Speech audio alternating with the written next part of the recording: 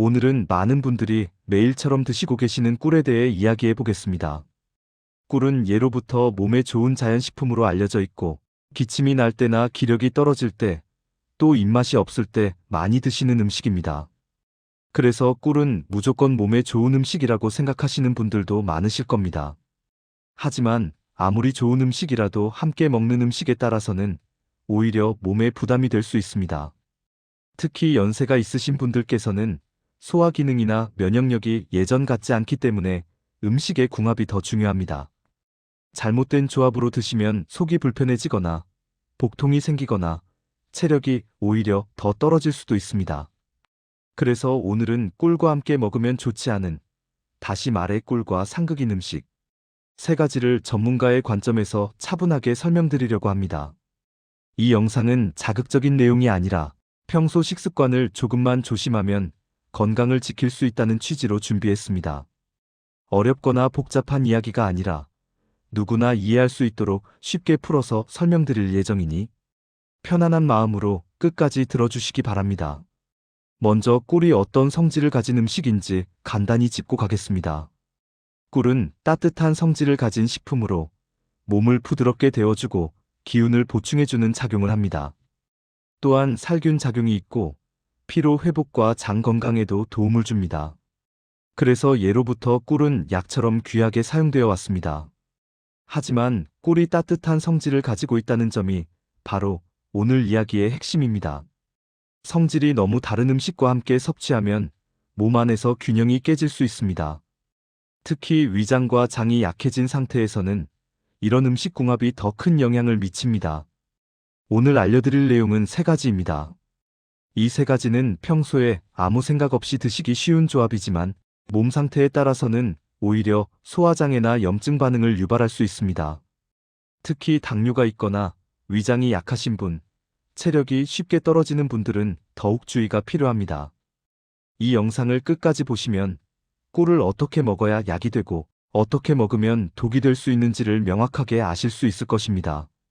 그리고 오늘부터 바로 실천할 수 있는 간단한 식습관 개선 방법도 함께 알려드리겠습니다.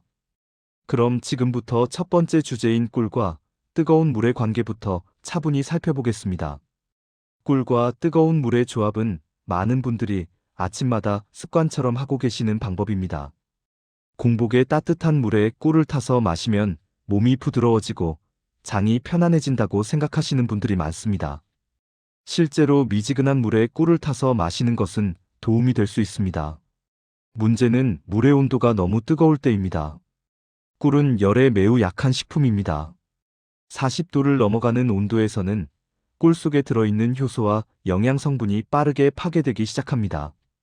특히 꿀의 가장 큰 장점인 항균 작용과 면역을 돕는 효소 성분은 높은 온도에서 거의 사라집니다. 다시 말해 뜨거운 물에 꿀을 타면 꿀이 가진 좋은 성분을 스스로 없애는 셈이 됩니다. 많은 분들이 뜨거운 물에 타야 몸이 더 따뜻해지지 않느냐라고 생각하시는데 이는 반은 맞고 반은 틀린 말입니다. 뜨거운 물 자체는 몸을 잠시 따뜻하게 할 수 있습니다. 하지만 꿀의 성질과는 맞지 않습니다. 꿀은 이미 따뜻한 성질을 가진 식품이기 때문에 지나치게 높은 온도와 만나면 몸에 부담을 주는 방향으로 작용할 수 있습니다. 특히 위장이 약하신 분들은 뜨거운 물과 꿀의 조합이 속쓰림이나 더부룩함을 유발할 수 있습니다. 위 점막은 고온에 민감한데 여기에 당분이 많은 꿀이 함께 들어가면 위산 분비가 과도해질 수 있습니다. 그 결과 속이 쓰리거나 답답한 느낌이 생길 수 있습니다. 또 하나 중요한 점은 꿀이 뜨거운 물과 만나면 성질이 변할 수 있다는 것입니다.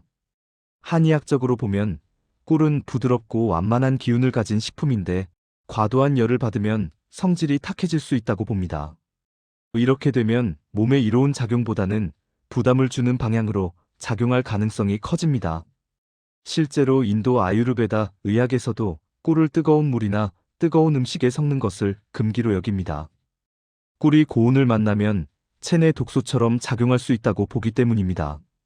현대의학적 관점에서도 고온에서 당분이 변성되면 소화 부담이 커질 수 있다는 점에서 어느 정도 일리가 있습니다.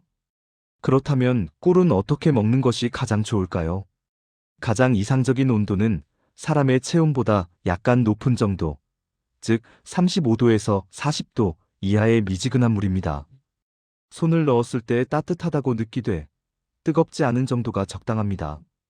이 정도 온도에서는 꿀의 효소와 영양 성분이 비교적 잘 유지됩니다. 아침에 공복에 드실 때도 마찬가지입니다. 펄펄 끓는 물에 꿀을 타서 마시는 습관은 오늘부터라도 조금씩 고쳐보시는 것이 좋습니다. 물을 끓였다면 반드시 충분히 식힌 뒤에 꿀을 넣으셔야 합니다. 이렇게만 바꾸셔도 꿀의 효능을 훨씬 온전히 누릴 수 있습니다. 또 한 가지 주의하실 점은 꿀의 양입니다. 뜨거운 물이든 미지근한 물이든 꿀을 너무 많이 넣으면 혈당이 급격히 올라갈 수 있습니다. 특히 당뇨가 있거나 혈당 관리가 필요하신 분들은 작은 티스푼 하나 정도면 충분합니다. 많이 넣는다고 더 좋은 효과가 생기지는 않습니다. 꿀과 뜨거운 물의 조합이 문제가 되는 또 다른 이유는 장 자극입니다. 고온의 액체와 고당분 식품이 동시에 들어가면 장 운동이 갑자기 활발해질 수 있습니다. 이로 인해 설사나 복통이 생기는 분들도 계십니다. 특히 장이 예민하신 분들은 더 크게 느낄 수 있습니다. 정리해서 말씀드리면 꿀은 뜨거운 물과 함께 먹는 순간 건강식품이 아니라 단순한 당분 음료로 변해버릴 수 있습니다. 꿀의 좋은 성분은 파괴되고 위장과 장에는 부담이 될 수 있습니다. 이것이 꿀과 뜨거운 물이 상극이라고 말하는 가장 큰 이유입니다. 하지만 그렇다고 해서 꿀과 물이 나쁜 조합이라는 뜻은 아닙니다. 핵심은 온도입니다. 미지근한 물에 꿀을 타서 천천히 마시면 몸을 부드럽게 데워주고 장 활동을 돕는 좋은 습관이 될 수 있습니다. 특히 아침에 속이 냉한 분들께는 도움이 됩니다. 오늘부터는 꿀을 드실 때 이렇게 기억하시면 됩니다. 꿀은 뜨겁게 먹지 말고 따뜻하게 먹는다. 이 한 가지만 지켜도 꿀의 효능은 살리고 부작용은 크게 줄일 수 있습니다. 두 번째, 생강과 꿀. 생강과 꿀은 모두 몸을 따뜻하게 해주는 식품으로 잘 알려져 있습니다. 그래서 감기 기운이 있을 때나 몸이 으슬으슬할 때 생강차에 꿀을 타서 드시는 분들이 많습니다. 실제로 이 조합이 도움이 되는 경우도 있습니다. 문제는 모든 사람에게 항상 좋은 조합은 아니라는 점입니다. 생강은 매우 강한 열성을 가진 식품입니다. 몸속의 냉기를 몰아내고 혈액순환을 촉진하는 작용이 뛰어납니다. 반면 꿀 역시 따뜻한 성질을 가지고 있지만 생강만큼 강하지는 않고 비교적 부드럽고 완만한 성질을 가집니다. 이 두 가지가 함께 들어가면 몸을 데우는 작용이 상당히 강해질 수 있습니다. 몸이 평소에 차고 손발이 냉하며 소화력이 약한 분들께는 이 조합이 도움이 될 수 있습니다. 하지만 이미 몸에 열이 많은 체질이거나 얼굴이 자주 붉어지고 가슴이 답답하거나 밤에 열이 올라 잠을 설치는 분들께는 오히려 부담이 될 수 있습니다. 특히 고혈압이 있거나 심장이 두근거리는 증상이 있는 분들, 위염이나 역류성 식도염이 있는 분들은 생강과 꿀의 조합이 증상을 악화시킬 수 있습니다. 몸에 열을 더하는 작용이 강하기 때문에 속쓰림, 가슴 답답함, 두통, 얼굴 화끈거림 같은 증상이 나타날 수 있습니다. 많은 분들이 생강은 무조건 좋은 음식이라고 생각하시지만 생강은 약성이 강한 식품에 속합니다. 약성이 강하다는 것은 상황에 맞게 쓰면 약이 되지만 맞지 않으면 독이 될 수 있다는 뜻입니다. 여기에 꿀까지 더해지면 그 작용은 더욱 강해집니다. 또 하나 주의할 점은 위장입니다.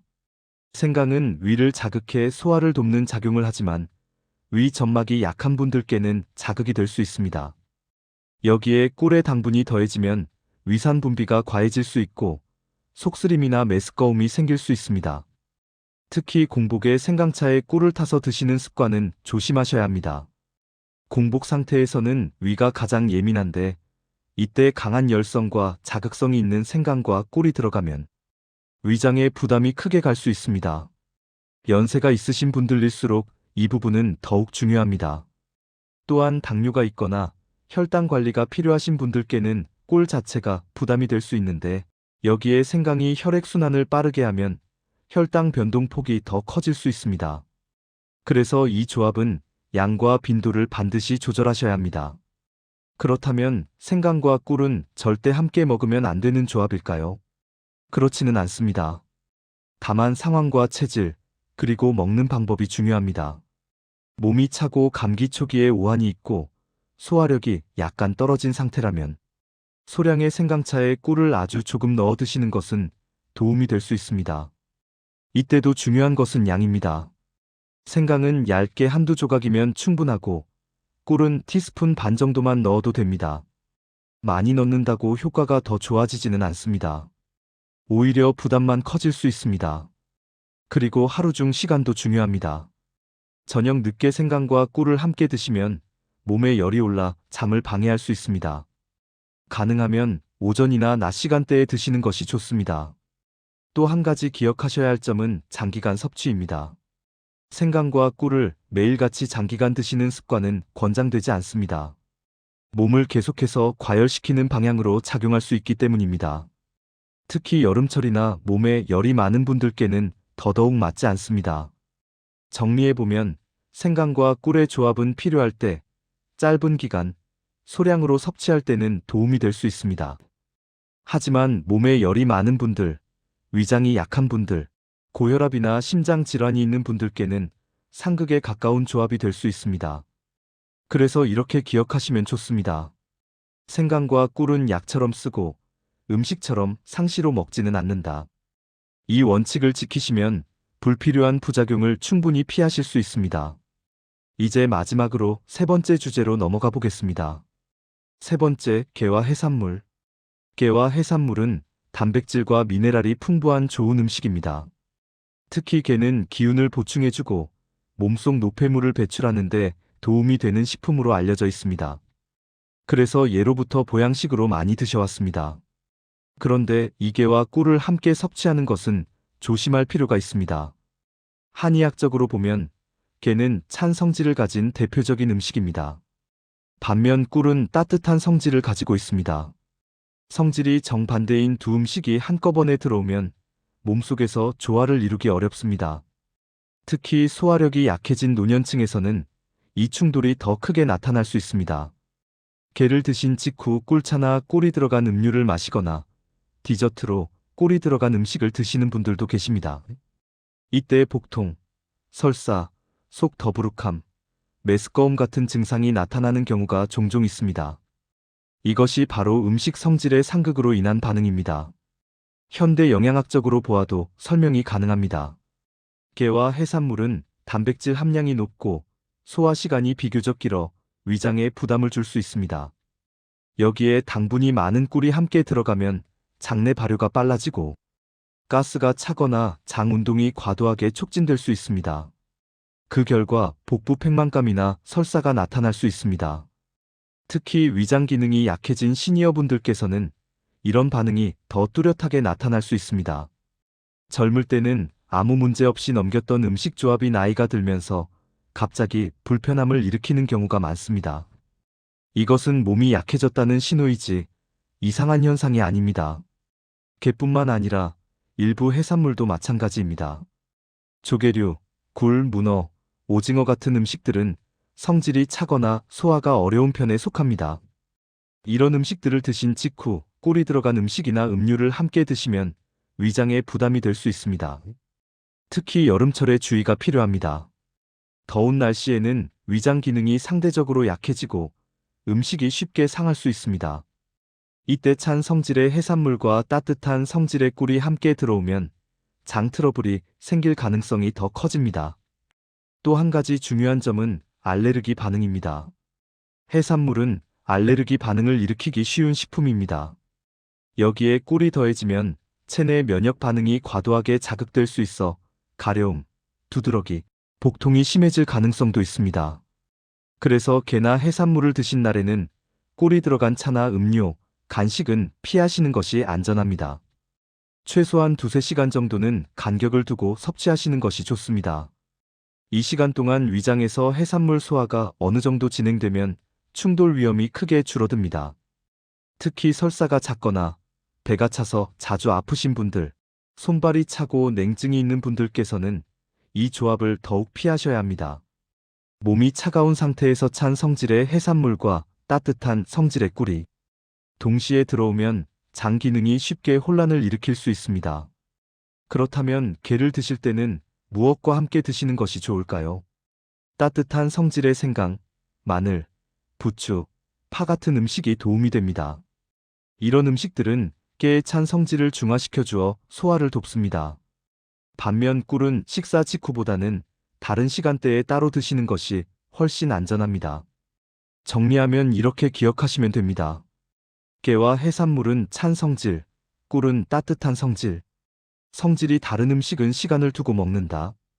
이 원칙만 지키셔도 불필요한 복통이나 소화장애를 충분히 예방할 수 있습니다.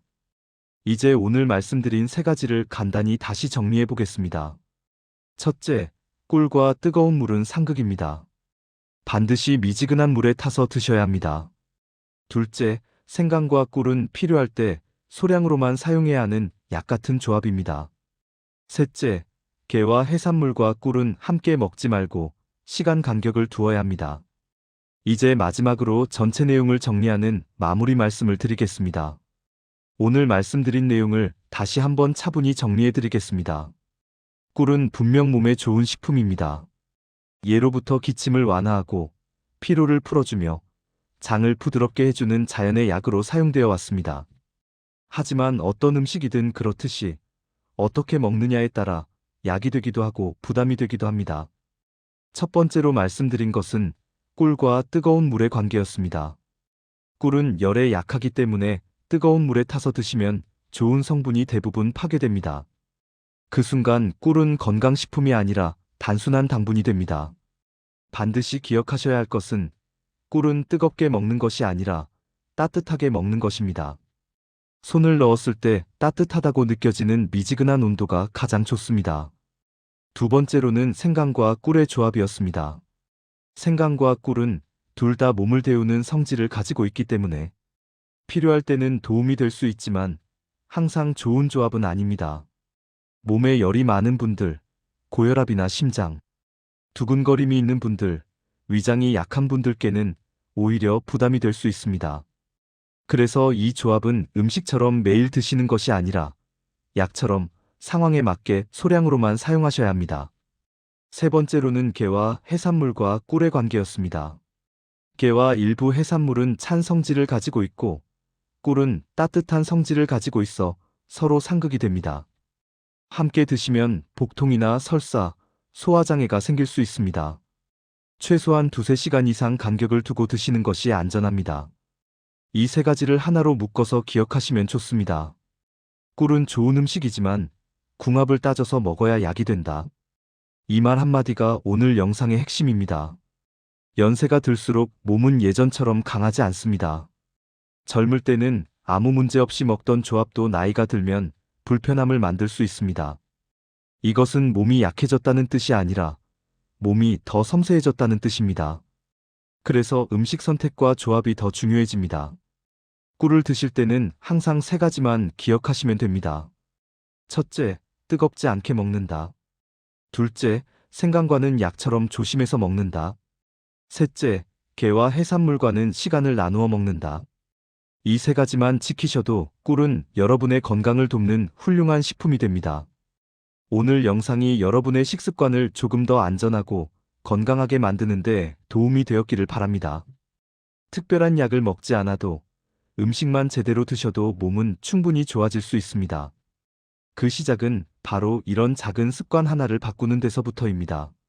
앞으로도 이런 생활 속 건강 정보, 시니어분들께 꼭 필요한 음식 이야기, 약이 되는 식습관에 대해 계속해서 차분히 알려드리겠습니다. 오늘 내용이 도움이 되셨다면 주변 분들께도 한번 이야기해 주시기 바랍니다. 가족과 이웃의 건강을 함께 지키는 작은 나눔이 될 수 있습니다. 지금까지 꿀과 상극인 음식 세 가지에 대해 말씀드렸습니다. 끝까지 함께 해주셔서 감사합니다. 항상 건강하시고 오늘도 편안한 하루 보내시기 바랍니다.